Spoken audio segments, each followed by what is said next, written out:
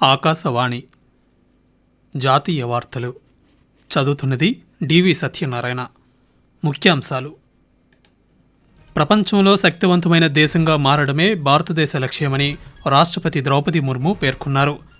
అంతర్జాతీయ అంతరిక్ష కేంద్రం ISS నుండి భారత వ్యోమగామి శుభాంశు శుక్లాతో కూడిన బృందం ఈరోజు సురక్షితంగా భూమిపైకి చేరుకుంది. భారతదేశ అభివృద్ధి ప్రస్థానంలో విద్య కేంద్ర బిందువుగా ఉండాలని కేంద్ర మంత్రి హర్దీప్ సింగ్ పూరి అన్నారు. భారతదేశ స్వచ్ఛ ఇంధన పరివర్తన జాతీయ లక్ష్యమని కేంద్ర మంత్రి ప్రహ్లాద్ జోషి పునరుద్ఘాటించారు. వార్తల వివరాలు: ప్రపంచంలో శక్తివంతమైన దేశంగా మారడమే భారతదేశ లక్ష్యమని రాష్ట్రపతి ద్రౌపది ముర్ము పేర్కొన్నారు. ఈరోజు ఒడిశా రాష్ట్రం కటక్లోని రావిన్షా విశ్వవిద్యాలయం 13వ స్నాతకోత్సవంలో రాష్ట్రపతి మాట్లాడుతూ, విద్యార్థులు తమ జీవితాంతం దేశం ప్రథమం అనే ప్రతిజ్ఞను గుర్తుంచుకోవాలని, బాధ్యతతో సమాజానికి సేవ చేయడానికి పునరంకితం కావాలని పిలుపునిచ్చారు. విద్యార్థులు ఉద్యోగార్థులుగా కాకుండా ఉద్యోగ ప్రదాతలుగా మారాలని సూచించారు. 2047 నాటికి అభివృద్ధి చెందిన దేశంగా భారత్ నిలవాలనే లక్ష్యాన్ని సాధించడంతో పాటు దేశ నిర్మాణంలో విద్య కీలక పాత్ర పోషిస్తుందని రాష్ట్రపతి పేర్కొంటూ, The institution has evolved into Ravenshaw University, making remarkable strides in research, innovation and inclusivity. This year, girl students have topped in 21 out of 27 departments. Over the last 5 years, the number of girl students who topped was more than 3.5 times that of the boys. This reflects India's shift from women empowerment to women-led development. మరొక కార్యక్రమంలో 15వ శతాబ్దపు ప్రముఖ ఒడియా కవి సరళాదాస్ 6వ శత జయంతి వేడుకల్లో రాష్ట్రపతి పాల్గొన్నారు. సరళాదాస్ ఒడియా సాహిత్యం, సంస్కృతికి చేసిన కృషిని ఆమె గుర్తు చేసుకున్నారు. ఈ సందర్భంగా ద్రౌపది ముర్ము మాట్లాడుతూ, విద్యార్థులు తమ మాతృభాషను విద్యా మాధ్యమంగా స్వీకరిస్తే అది వారి ప్రతిభను మెరుగుపరుస్తుందన్నారు. మాతృభాషను పరిరక్షించుకోవడం ప్రతి ఒక్కరి కర్తవ్యమని రాష్ట్రపతి పేర్కొన్నారు. అదే సమయంలో జ్ఞానాన్ని విస్తృతం చేసుకోవడానికి వీలైనన్ని ఎక్కువ భాషలు నేర్చుకోవాలని ఆమె సూచించారు. ఈ సందర్భంగా కేంద్ర విద్యాశాఖ మంత్రి ధర్మేంద్ర ప్రధాన్కు కళింగరత్న 2024 అవార్డును ఆమె ప్రదానం చేశారు. యాక్సియం 4 మిషన్లో భాగంగా అంతర్జాతీయ అంతరిక్ష కేంద్రంలో ISSలో 18 రోజుల చారిత్రాత్మక మిషన్ను పూర్తి చేసుకుని భారత వ్యోమగామి శుభాంశు శుక్లాతో కూడిన మరో 3 సిబ్బంది సురక్షితంగా భూమిపైకి ఈరోజు చేరుకున్నారు. ఈరోజు కాలిఫోర్నియాలోని శాన్ డియాగో తీరంలో పసిఫిక్ మహాసముద్రంలో స్పేస్ ఎక్స్ డ్రాగన్ అంతరిక్ష నౌక దిగింది. ISSను సందర్శించిన మొదటి భారతీయుడు గ్రూప్ కెప్టెన్ శుభాంశు శుక్లా సురక్షితంగా భూమిని చేరుకోవడం పట్ల దేశవ్యాప్తంగా సంతోషాలు వెల్లివిరిశాయి. ISSలో ఉన్న సమయంలో ఆయన సూక్ష్మ గురుత్వాకర్షణ ప్రయోగాలను నిర్వహించారు.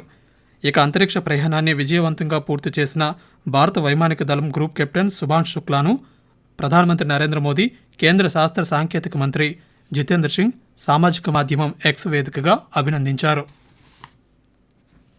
భారతదేశ అభివృద్ధి ప్రస్థానంలో విద్య కేంద్ర బిందువుగా ఉండాలని పెట్రోలియం, సహజ వాయువుల శాఖ మంత్రి హర్దీప్ సింగ్ పూరి అన్నారు. దేశంలో పాఠశాల విద్యపై జరిగిన సదస్సునుద్దేశించి ఈరోజు ఆయన న్యూఢిల్లీలో మాట్లాడుతూ, దేశ అభివృద్ధికి విద్య ప్రధానమని చెప్పారు. $4 ట్రిలియన్ ఆర్థిక వ్యవస్థ నుండి 2047 నాటికి $35 ట్రిలియన్ ఆర్థిక వ్యవస్థగా భారతదేశం మారనున్న ప్రయాణం నాణ్యతతో కూడిన సమ్మిళిత విద్యతో సాధ్యపడుతుందన్నారు. ఉత్పాదక శక్తి కలిగిన బాధ్యతాయుతమైన పౌరులను తీర్చిదిద్దాల్సిన అవసరాన్ని వివరించారు. రాజ్యాంగం కల్పించిన విద్యా హక్కు ఫలితంగా అక్షరాస్యత నమోదు, పాఠశాల మౌలిక సదుపాయాల్లో గణనీయమైన పురోగతి సాధించామని హర్దీప్ సింగ్ పూరి అన్నారు. భారతదేశ స్వచ్ఛ ఇంధన పరివర్తన కేవలం పర్యావరణ లక్ష్యం మాత్రమే కాదని, ఇది జాతీయ లక్ష్యమని కేంద్ర పునరుత్పాదక ఇంధన శాఖ మంత్రి ప్రహ్లాద్ జోషి పునరుద్ఘాటించారు. ఈరోజు IIT ముంబైలో జరిగిన IVCA పునరుత్పాదక ఇంధన సదస్సులో ఆయన మాట్లాడుతూ, 2030 నాటికి 500 గిగావాట్ల శిలాజయేతర ఇంధన సామర్థ్యాన్ని సాధించాలనే లక్ష్యాన్ని చేరుకోవడానికి ప్రైవేట్ పెట్టుబడులు ముఖ్యమని తెలిపారు. భారత్ రికార్డు స్థాయిలో పెట్టుబడులను, బలమైన విధాన మద్దతును, పునరుత్పాదక ఇంధన ఉత్పత్తిని పొందుతోందని ప్రహ్లాద్ జోషి పేర్కొంటూ, The largest recipient of global energy development finance is India, attracting 20,400 crore for the clean energy in single year. Foreign direct investment in the sector has crossed 1.6 lakh crore. In 2023 alone, it touched 42,000 crore. We are now hopeful of auctioning 50 gigawatt of renewable capacity every year. This includes guaranteed 10 gigawatt of wind annually. These auctions offer long-term clarity and transparency and exactly the confidence that investor needs. Akashvani జాతీయ వార్తలు వింటున్నారు.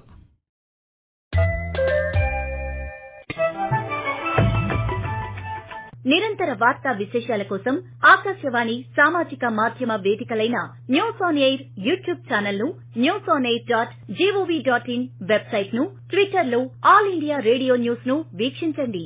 తెలుగు ప్రాంతీయ వార్తా విశేషాల కోసం Akashvani news Vijayawada మరియు Akashvani news Visakhapatnam YouTube channels ను వీక్షించండి.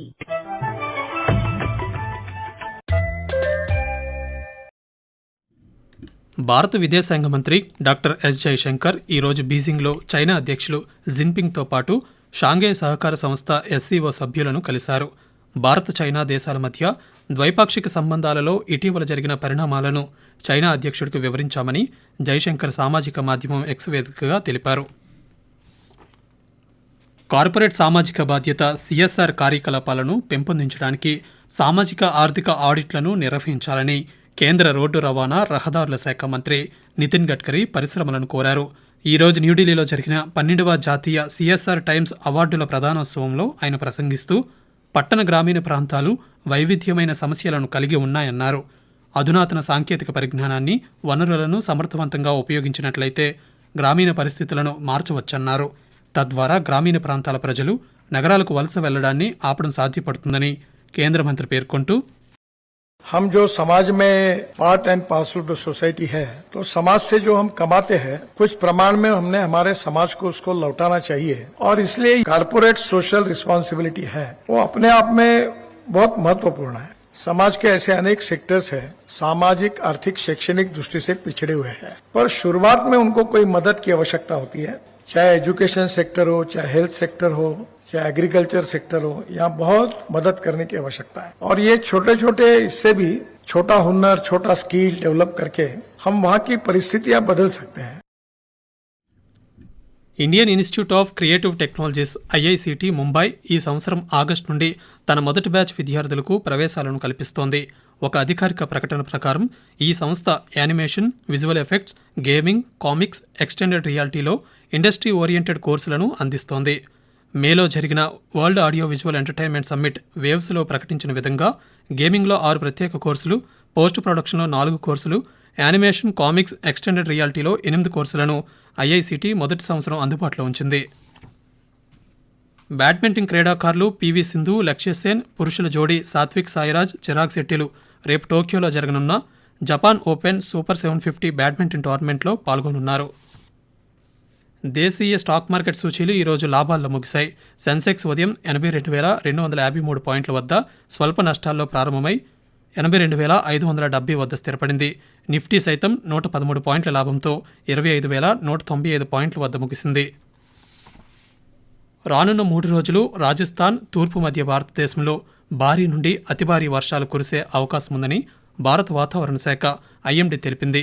గడిచిన 24 గంటల్లో పశ్చిమ బెంగాల్, జార్ఖండ్, ఒరిస్సా, కేరళ, జమ్మూ కాశ్మీర్, రాజస్థాన్, మధ్య మహారాష్ట్ర, అస్సాం, కర్ణాటకలో భారీ నుంచి అతి భారీ వర్షాలు కురిశాయని వెల్లడించింది. ఈ ప్రాంతాల్లో సగటున 7 నుంచి 20 సెంటీమీటర్ల వరకు వర్షపాతం నమోదైందని ఐఎండీ పేర్కొంది. జాతీయ వార్తలు ముగించే ముందు ముఖ్య అంశాలు మరోసారి. ప్రపంచంలో శక్తివంతమైన దేశంగా మారడమే భారతదేశ లక్ష్యమని రాష్ట్రపతి ద్రౌపది ముర్ము పేర్కొన్నారు. అంతర్జాతీయ అంతరిక్ష కేంద్రం ఐఎస్ఎస్ నుండి భారత వ్యోమగామి సుభాంశు శుక్లాతో కూడిన బృందం ఈరోజు సురక్షితంగా భూమిపైకి చేరుకుంది. భారతదేశ అభివృద్ధి ప్రస్థానంలో విద్య కేంద్ర బిందువుగా ఉండాలని కేంద్ర మంత్రి హర్దీప్ సింగ్ పూరి అన్నారు. భారతదేశ స్వచ్ఛ ఇంధన పరివర్తన జాతీయ లక్ష్యమని కేంద్ర మంత్రి ప్రహ్లాద్ జోషి పునరుద్ఘాటించారు. ఆకాశవాణి జాతీయ వార్తలు ఇంతటితో సమాప్తం. తిరిగి రేపు ఉదయం 6:45 ప్రాంతీయ వార్తలు వింటారు.